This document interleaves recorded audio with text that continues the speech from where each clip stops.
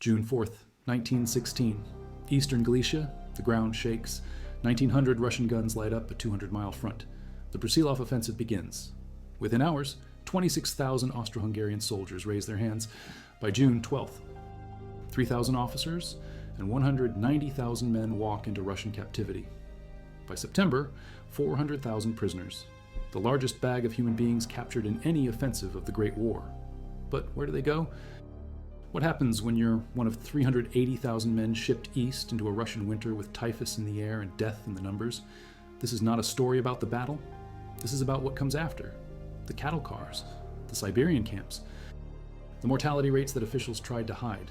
Novo-Nikolaevsk, Totsko, Omsk, names that meant snow and disease and a coin toss between making it home or joining the tens of thousands buried in mass graves that nobody marked. 1 in 3 Austro-Hungarian soldiers who fought in the Great War ended up in captivity. 411,000 prisoners died in Russia. Most of them were from the Habsburg Empire.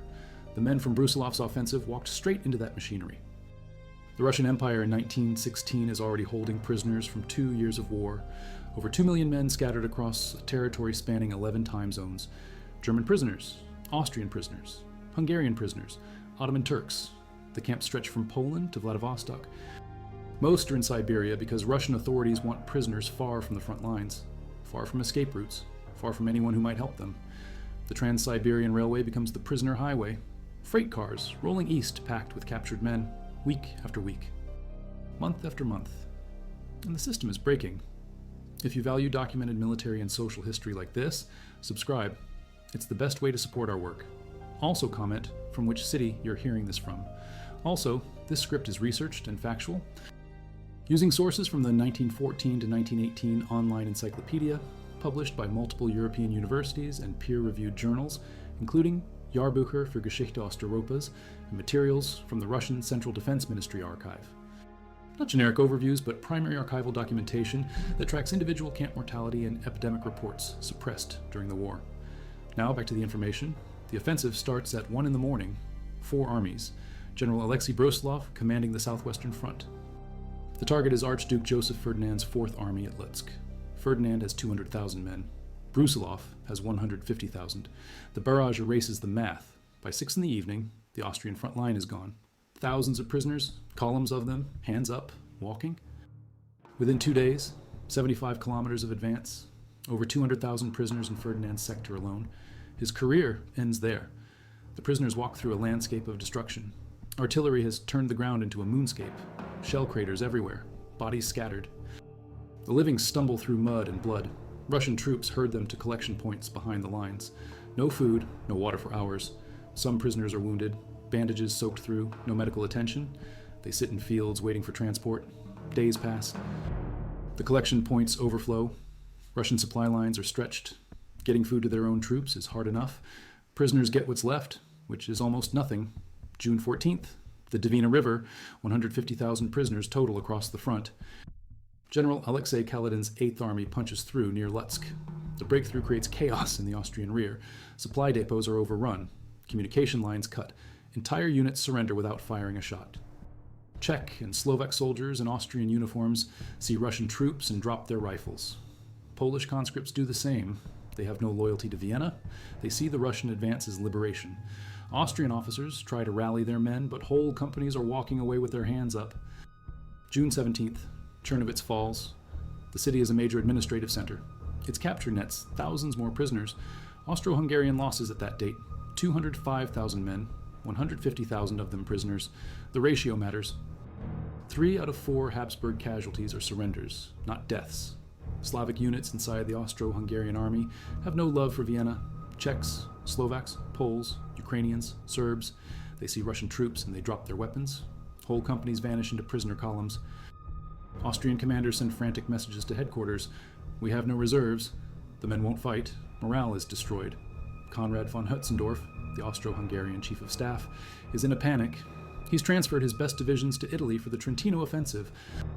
Now those experienced troops are fighting in the Alps while the Eastern Front collapses. The divisions facing Brusilov are green recruits, boys pulled from training camps. They've never been in combat. The Russian barrage breaks them immediately. Officers report entire battalions surrendering en masse. No resistance, just white flags and hands up. By June 20th, 350,000 prisoners, 40 guns captured in one sweep near Brody, 130 machine guns in another sector. The Habsburg Fourth Army at Lutsk is effectively destroyed. The Seventh Army under General Karl von Flanzer-Balten is bleeding. General Hermann Kovis tries to hold, but his divisions are green recruits pulled from training.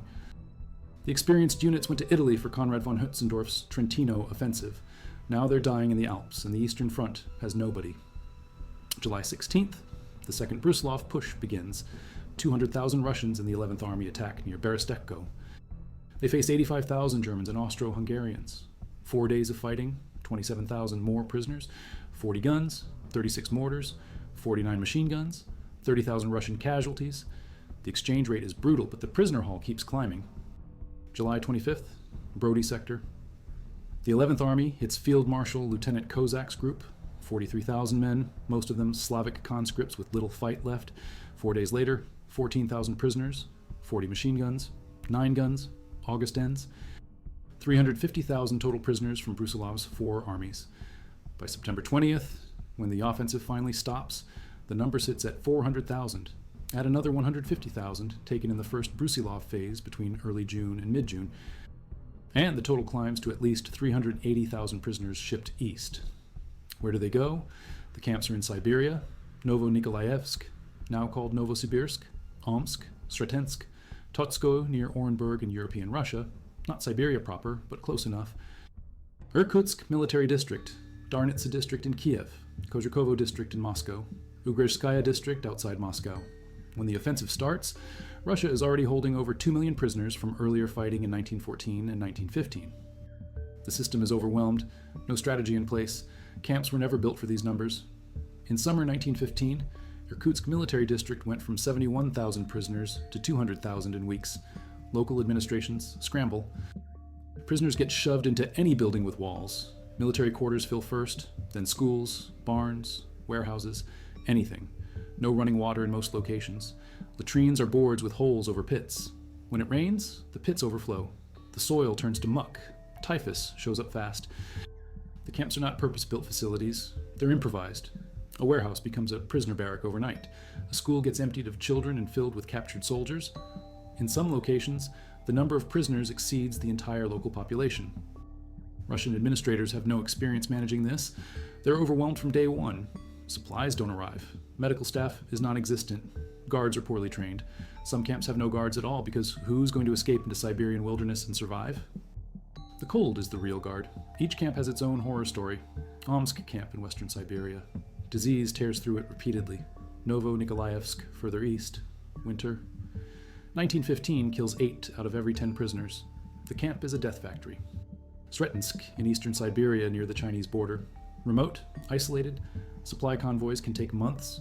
Prisoners starve waiting for food that never comes. Totsko near Orenburg. 10,000 dead in one winter possibly. Officials cover it up. Irkutsk Military District. 200,000 prisoners crammed into facilities built for 70,000. Darnitsa outside Kiev, closer to the front, supposed to be temporary. Prisoners stay there for months in makeshift barracks while waiting for transport east. Disease spreads fast. Kozhikovo and Ugrezhskaya outside Moscow. Overflow camps. Prisoners who can't be shipped to Siberia immediately get dumped there. Conditions are marginally better because they're closer to supply lines, but only marginally. Transport alone kills thousands. The waiting at assembly points behind the front lines. No food. Wounded men standing in fields for days. Then the cattle cars, packed tight. No sanitation.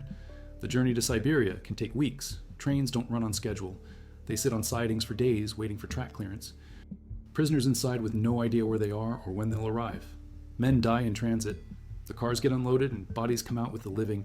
At the destination, overcrowded quarters. Bunks so tight that prisoners have to turn over all at the same time.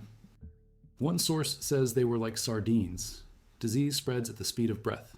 The Trans-Siberian Railway is the artery pumping prisoners east. Built in 1891 to 1916, it's the longest railway in the world. 5,700 miles from Moscow to Vladivostok. Single track for most of its length. Bottlenecks everywhere. Military supplies heading to the front get priority. Prisoner trains wait and wait. A journey that should take 2-week stretches to 4, sometimes 6.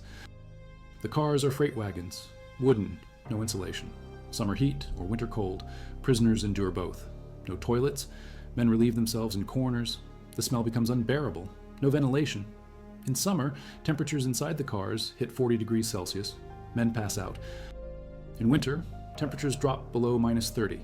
Men freeze. The lucky ones are prisoners captured in June and July who travel during summer. The unlucky ones are captured in August and September and travel as winter sets in. Winter, 1915, Novo-Nikolaevsk. 80% of prisoners die. 80%. If 1,000 men arrive, 800 are dead by spring. Totsko camp near Orenburg. 60% mortality by March 1916, possibly 10,000 dead in one winter. Brandenburg camp in Germany during the same period has 7,100 out of 9,700 prisoners fall sick with spotted fever. But Totskoy and Novo-Nikolaevsk are worse. The Russian military administration in Petrograd issues an order suspending routine announcement of prisoner deaths when typhus is the cause. They're hiding the numbers. The order violates an agreement with Germany on mutual exchange of death certificates. The Central Russian Medical Services don't discover this cover-up until March 1916, and by then the graves are full. Typhus is carried by body lice, Pediculus humanus corporis. The lice feed on human blood. If an infected person has lice, the lice become carriers. They move from person to person. In overcrowded barracks where men sleep shoulder to shoulder, lice spread instantly. Prisoners have no way to wash, no soap, no hot water, no change of clothes. They wear the same uniform for months. Lice infest the seams, thousands of them. Prisoners try to pick them off, but it's futile. For every louse removed, 10 more remain. The lice bite. The bacteria, Rickettsia prowazeki, enters the bloodstream. Symptoms show up in 5 to 15 days. High fever, headache, rash starting on the trunk and spreading to extremities. Delirium. In severe cases, gangrene in the extremities. Fingers and toes turn black and fall off. Untreated typhus has a 40% fatality rate. In camps with no medicine, the rate climbs higher, much higher. The disease moves through barracks like wildfire. One man gets sick. Within a week, 10 men are sick. Within 2 weeks, the entire barrack is infected. Prisoners die in their bunks. Bodies are left there for hours because guards are afraid to enter. When bodies are finally removed, they're dragged out and piled outside. Burial details can't keep up. In winter, the ground is frozen. Mass graves can't be dug. Bodies pile up until spring thaw. At Totsko, possibly 10,000 bodies. At Novo-Nikolaevsk, thousands more. The numbers are staggering. The Russian authorities know it. That's why they issue the order suspending death announcements. They don't want Germany to know. They don't want the world to know. They bury the evidence in mass graves and suppress the reports. The epidemic doesn't stop. It keeps rolling through 1916. Russian authorities react sporadically. Camps in Omsk, Novo-Nikolaevsk, Sretensk, Totsko, thousands dead, typhus, dysentery, starvation, exposure, pneumonia in winter, frostbite that turns to gangrene, scabies from the filth, tuberculosis spreads in the overcrowded barracks. Men cough blood, no isolation. The sick lie next to the healthy. Everyone breathes the same air. TB passes from lung to lung. Dysentery comes from contaminated water. Latrines overflow. Waste seeps into ground. Wells get contaminated. Prisoners drink the water because there's no alternative. Within hours, the cramps start. Diarrhea, dehydration, in severe cases, blood in the stool. Without treatment, dysentery kills through dehydration. Prisoners die in agony over days. Winter brings pneumonia and frostbite. Barracks have minimal heating. In Siberia, winter temperatures drop to minus 40 Celsius. Prisoners huddle together for warmth. It's not enough. Extremities freeze, fingers, toes, ears, nose, the tissue dies. Gangrene sets in. Without amputation, the infection spreads and kills. But there are no surgeons in most camps. Prisoners with frostbite either survive or die. Most die. Pneumonia hits the weakened and the elderly first. Lungs fill with fluid. Breathing becomes labored. Fever spikes. Without antibiotics, which don't exist yet, pneumonia is often fatal. In camps where prisoners are already malnourished and weakened by disease, pneumonia kills fast. 1 week from first symptoms to death. Scabies is everywhere. Sarcoptes. Scabiei mites burrow under the skin and lay eggs. The itching is intense. Prisoners scratch until they bleed. Secondary infections set in. The mites spread through physical contact.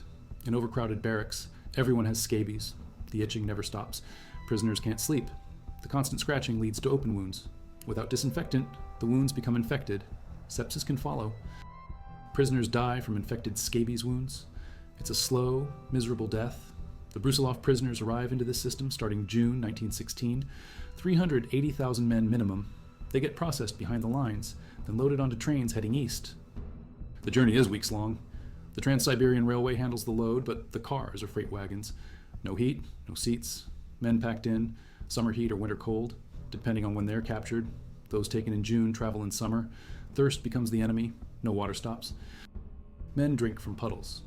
Dysentery starts on the train. When they arrive at camps in Siberia, they find makeshift quarters.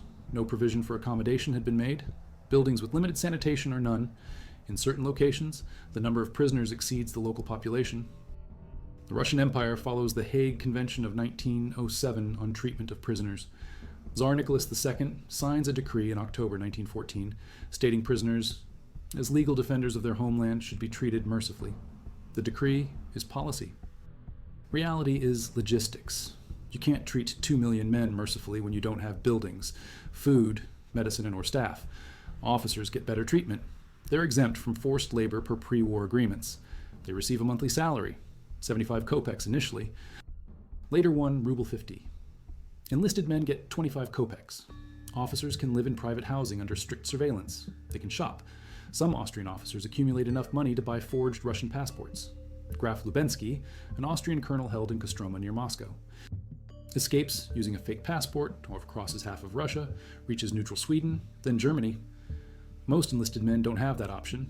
They're stuck in camps or sent to labor details starting spring 1916.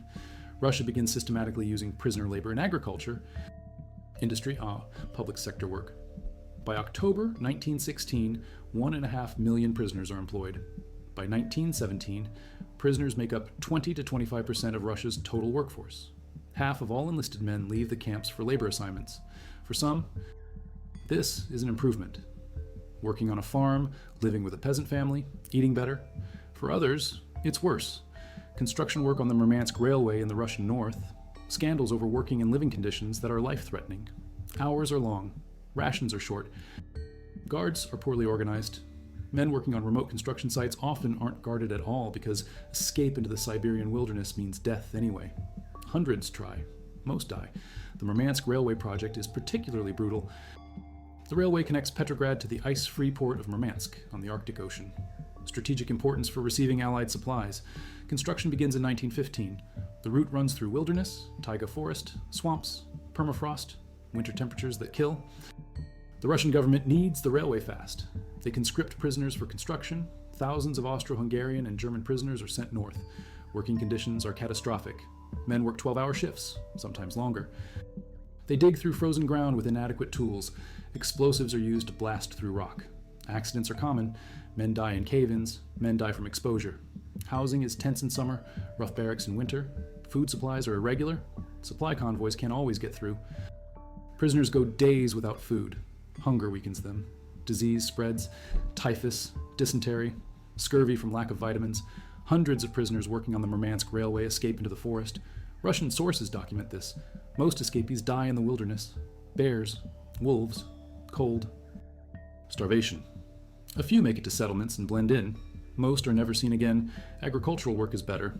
Prisoners sent to work on farms live with peasant families. They eat what the family eats. Work is hard but survivable. Plowing fields, harvesting grain, caring for livestock. Some prisoners form relationships with Russian women. Marriages happen. When the war ends and repatriation begins, some prisoners choose to stay. They have wives, children. A life in Russia is better than going home to a destroyed empire. But agricultural work is the exception. Not the rule. Most labor details are industrial or construction, factories, mines, infrastructure projects. The work is grueling and the conditions are dangerous. Mining is particularly deadly. Prisoners are sent to coal mines in the Urals and Siberia. They work underground in conditions that kill, to cave-ins, gas explosions, black lung disease from coal dust, no safety equipment, no medical care. Prisoners work until they drop. When they die, they're replaced. The mines are insatiable. They consume men like fuel. Factory work is marginally safer but still brutal. Prisoners manufacture munitions. Uniforms get equipment for the Russian military. The Hague Convention says prisoner labor should have no connection with war operations. Russia violates this routinely. Prisoners are directly supporting the Russian war effort, making shells that will be fired at their former comrades, sewing uniforms for Russian soldiers. The irony is bitter. Infrastructure projects beyond the Murmansk Railway include road construction, bridge repair, building fortifications. Prisoners are cheap labor, They're paid 25 kopecks per day for enlisted men. Officers who aren't working get 75 kopecks to 1 ruble 50. But enlisted men working in mines or construction or factories get 25 kopecks, and it's not enough to buy extra food or necessities. The wage is symbolic. The real payment is survival. Work or starve in a camp. That's the choice. The camps have hierarchies. Nationality matters. Slavic prisoners, Poles, Czechs, Slovaks, Ukrainians get preferential treatment. Russia wants to turn them against Austria-Hungary. Propaganda camps are set up. Freistadt in Upper Austria holds up to 10,000 Ukrainians. They're taught Ukrainian literature, history, geography. Prominent Ukrainians give lectures to promote national awareness. The goal is to incite independence movements, break the Habsburg Empire from inside. The effort has limited success. Economic demands override propaganda. Most Ukrainian prisoners get recruited for industry and agriculture. By 1916, only a few hundred remain at Freistadt. If you're finding this documented history valuable, subscribe to support more research like this. Comment where you're watching from. This information comes from peer-reviewed academic sources, including the online encyclopedia, 1914 to 1918, published July 9, 2024, Diaries, and archival research by historian Reinhard Nachtigall documented in Jahrbucher für Geschichte Osteuropas. Not mainstream narratives, but deep archival work tracking individual camp mortality and suppressed epidemic data. Now back to the story. The propaganda campaign targets multiple nationalities. Poles are concentrated in camps at Plan in Bohemia and Sot near Papa in Hungary. Austrian authorities are suspicious. Many Polish prisoners want to join Polish legions in the Austro-Hungarian army, not because they support Austria, but because conditions in the legions are better than camps. Austrian Ministry of War refuses further requests by Polish prisoners to join legions by end of February 1917. Polish prisoners are ultimately used as forced laborers. Propaganda initiatives for them cease in March 1917. Muslims from the Russian Empire are a special target group. Nearly 10,000 Muslim prisoners are concentrated in Eger camp in Bohemia. They receive privileged treatment, better food, better quarters. The goal is to mobilize them for holy war. Enlist them in the Ottoman army to fight against Russia. The propaganda is expensive. The results are minimal. Only a few hundred Muslim prisoners defect to the Ottoman army. The rest prefer captivity to fighting. Czech and Slovak prisoners are more receptive. They have no loyalty to Austria-Hungary. Many see the war as an opportunity for independence. Czechoslovak national organizations form inside camps. Thomas Masaryk and other exile leaders coordinate with prisoners. By 1917, a Czechoslovak legion forms from prisoners willing to fight for the Allies. Eventually, over 70,000 prisoners join. The legion becomes a major fighting force. After the Bolshevik Revolution, the Czechoslovak Legion seizes the Trans-Siberian Railway in May 1918. They control it for months. They're trying to reach Vladivostok to evacuate to the west, but they're also fighting Bolsheviks. The Legion becomes notorious for brutality toward prisoners and civilians. They're trapped between white and red forces. They're armed and dangerous. Other prisoners caught in Siberia when the Legion seizes the railway are stuck, can't evacuate, can't move. 430,000 prisoners trapped in Siberia by the Civil War. Serbian prisoners from the Austro-Hungarian army are housed separately when possible. Austria-Hungary captured thousands of Serbs during the conquest of Serbia in 1915. Many are sent to camps in Russia after being captured by the Austrians, then handed over when front lines shift. It's complicated. Serbian prisoners are generally pro-Russian. They form volunteer corps to fight for the Allies. The Serbian volunteer corps numbers several thousand men by 1917. They fight on the Russian side. Germans and Austrians of non-Slavic origin get sent beyond the Urals, Siberia, exhausting work in mines and construction. The Russians try to distinguish ethnic Slavs from Germans and Austrians, but there are no pure Slavs-only or Germans-only camps. Everyone mixes. The mortality rate among Austro-Hungarian prisoners in Russia is staggering. Estimates say 411,000 prisoners died. Most of them Austro-Hungarian. Over 100,000 Russians die in Austro-Hungarian captivity, and around one-third of all Serbs held by Austria-Hungary die. But Russia's numbers are higher. 411,000 out of over 2 million total prisoners captured by Russia during the war. That's roughly 15 to 20% overall mortality. For specific camps in specific winters, the rate is much worse. 80% at Novonikolaevsk in winter 1915. 60% at Totsko by March 1916. Food is the constant problem. Russia itself is struggling. The Allied blockade hits the Central Powers harder, but Russia's internal supply chains are weak. Prisoners get rations, but they're insufficient. French prisoners receive packages from home. The French government provides collective packages of 2 kilograms of bread per week, starting July 1916 through the Red Cross. Russian prisoners in German camps get no such help. Italy refuses to assist its own prisoners and even hinders efforts by soldiers' families to send food. As a result, the death rate for Italian prisoners in Austro-Hungarian camps is 9 times worse than the rate for Austro-Hungarian prisoners in Italy. Russian prisoners held by the Central Powers fare better in some ways. 8% of Russians imprisoned by Germany and Austria-Hungary die. But for Austro-Hungarian prisoners in Russia, the number is closer to 17 to 20%, and in some camps, much higher. The Brusilov prisoners, arriving mid-1916, hit the system during its worst phase. The camps are already full, epidemics are ongoing, the Russian Revolution is 1 year away. By 1917, Russia is disintegrating. Prisoner repatriation is supposed to begin after the Brest-Litovsk Treaty in March 1918, but the Russian Civil War blocks everything. The Czech Legion seizes the Trans-Siberian Railway in May 1918. 430,000 prisoners are trapped in Siberia. Caught between white and red forces, approximately 70,000 prisoners join the Czech Legion and fight. The rest sit in camps or labor details. Official repatriation doesn't restart until 1920. By autumn 1918, most prisoners have left European Russia. 22,000 invalids are exchanged by end of 1917. Over 670,000 prisoners return home by autumn 1918. 200,000 go through official channels. The rest return on their own during periods of political chaos. They walk, they bribe, they steal clothes and blend in. In 1920, when the Civil War ends and camps are dissolved, close to 500,000 prisoners are still in Russia. Between 1921 and 1922, 13,000 Austro-Hungarians return home from southern Russia and Ukraine. In 1922, 6,850 prisoners are repatriated via Vladivostok. An unknown number decide to stay. They have Russian wives, jobs, no future back home. Austria-Hungary no longer exists. The empire is carved up. Czechoslovakia, Poland, Yugoslavia. The men from Galicia and Bukovina don't know which country they belong to anymore. The numbers tell the story. 1 in 3 Austro-Hungarian soldiers who fought in the Great War ended up in captivity. Over 2 million prisoners were taken by Russia during the war. At least 380,000 came from the Brusilov Offensive. 411,000 prisoners died in Russia. The majority of them from Austria-Hungary. In specific camps during specific winters, mortality hit 80%. Novo-Nikolaevsk, winter 1915. Totskoy, 60% dead by March 1916. 10,000 possibly dead in one camp in one winter. And the Russian military administration in Petrograd ordered that deaths from typhus not be reported to hide the scale of the catastrophe. The prisoners from Brusilov's offensive walked into a system that was already broken. No accommodation had been made. Buildings were makeshift. Sanitation was non-existent in most places. Typhus, dysentery, pneumonia, frostbite, starvation. The journey to Siberia killed thousands before they even reached the camps. Cattle cars, packed tight. No water, no food. Weeks of travel. Bodies unloaded with the living at the destination. And the camps, overcrowded barracks. Bunks so tight men turned over in unison.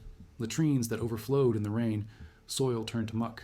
Lice spreading typhus at the speed of breath. Spring 1916 brings labor conscription. Half of all enlisted men are pulled out of camps and sent to agriculture, industry, construction. Some improve their situation working on farms. Others face scandals over life-threatening conditions on projects like the Murmansk Railway. By October 1916, 1.5 million prisoners are employed. By 1917, they make up 20 to 25% of Russia's workforce. The Brusilov prisoners are part of that machinery, captured in June, or July, or August, September 1916. Shipped east, processed, sent to camps, then pulled out for labor. But the mortality continues. Winter 1916 to 1917. Russia is sliding toward revolution. Food shortages worsen, epidemics continue, camp conditions don't improve, prisoners keep dying. German prisoners, Austrian prisoners, Hungarian prisoners, Slavic prisoners fare slightly better due to propaganda efforts and preferential treatment, but the overall system is a death lottery. Where you're sent determines your survival. Western Siberian communities with basic medical facilities offer better odds. Isolated areas of northeastern Russia or the deserts of Kazakhstan are death sentences. Tuberculosis, disease, malnutrition, exhaustion, the cold, the repatriation process after the war is convoluted. The Brest-Litovsk Treaty in March 1918 is supposed to enable prisoner returns, But diplomatic friction between Vienna and Moscow delays everything. The Austro-Hungarian authorities involved in prisoner affairs don't reach consensus on repatriation of Russian prisoners. The Russian Civil War explodes. The Czech Legion blocks the Trans-Siberian Railway. Repatriation stops. White forces send prisoners back to camps. The Bolsheviks are reluctant to lose the labor force. Between November 1918 and summer 1920, official repatriation dwindles. In 1920, close to 500,000 prisoners are still in Russia when camps are finally dissolved. Some numbers from the final accounting. From 1920 to 1922, approximately 30,000 Germans and 118,000 former Austro-Hungarian prisoners are repatriated. 13,000 Austro-Hungarians returned from southern Russia and Ukraine between 1921 and 1922. In 1922, the final repatriation via Vladivostok brings 6,850 prisoners home. An unknown number stay in Russia. The total who never returned, 411,000 dead, most of them from Austria-Hungary, most of them buried in mass graves, most of them never identified. The Brusilov Offensive is remembered as Russia's greatest feat of arms in the Great War, largest Allied offensive on any front, most enemy territory captured. The offensive that brought Austria-Hungary to the brink of collapse and forced Germany to divert troops from Verdun. But the prisoners tell another story.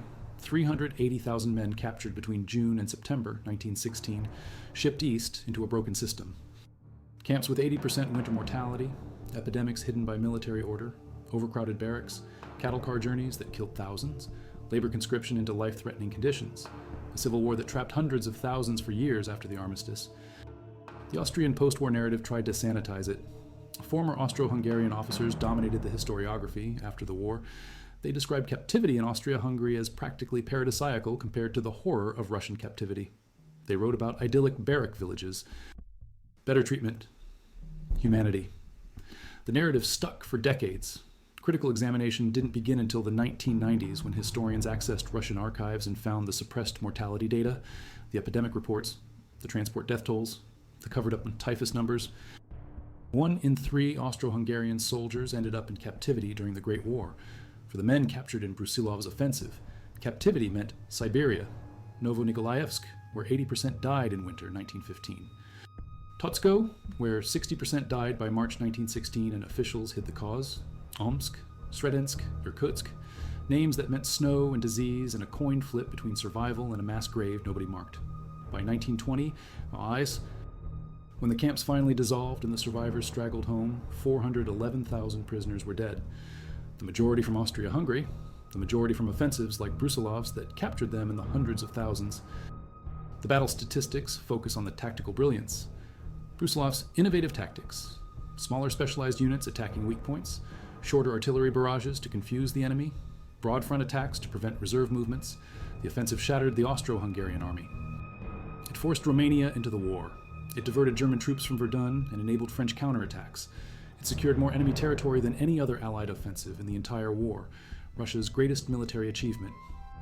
But for the 400,000 prisoners walking east with their hands up, the achievement meant typhus and cattle cars and Siberian winters and mass graves. The sources are specific. The 1914 to 1918 online encyclopedia, published by international universities with peer-reviewed articles, documents the camp mortality. Novo-Nikolaevsk, 80% dead, winter 1915. Totsko, 60% by March 1916, possibly 10,000 dead. Russian Central Defense Ministry archive data shows 411,000 total prisoner deaths in Russia. Medical historian Reinhard Nachtigall published findings in Jahrbücher für Geschichte Osteuropas, Volume 48, Issue 3, year 2000, documenting the suppressed epidemic reports. The Russian military order suspending typhus death announcements appears in archival records from March 1916. The transport mortality, the overcrowded barracks, the sanitation failures, all documented in contemporary reports that Russian authorities tried to bury. After the war, neutral commissions investigated, the Red Cross, the YMCA, the Vatican, neutral states acting as protective powers.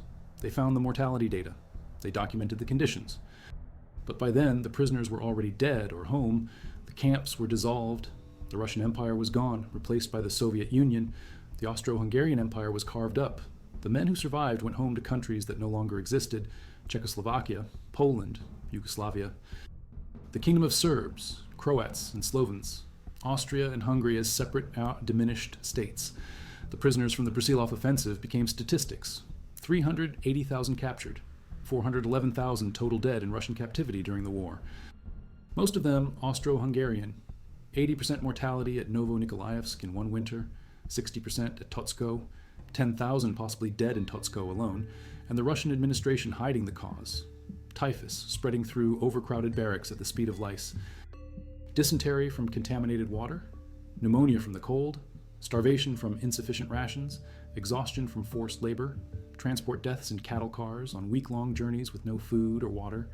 The Hague Convention said prisoners should be treated humanely.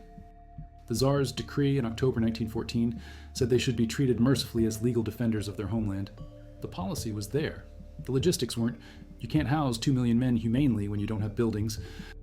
You can't feed them when your own population is starving. You can't cure typhus when you don't have medicine. The system collapsed under its own weight.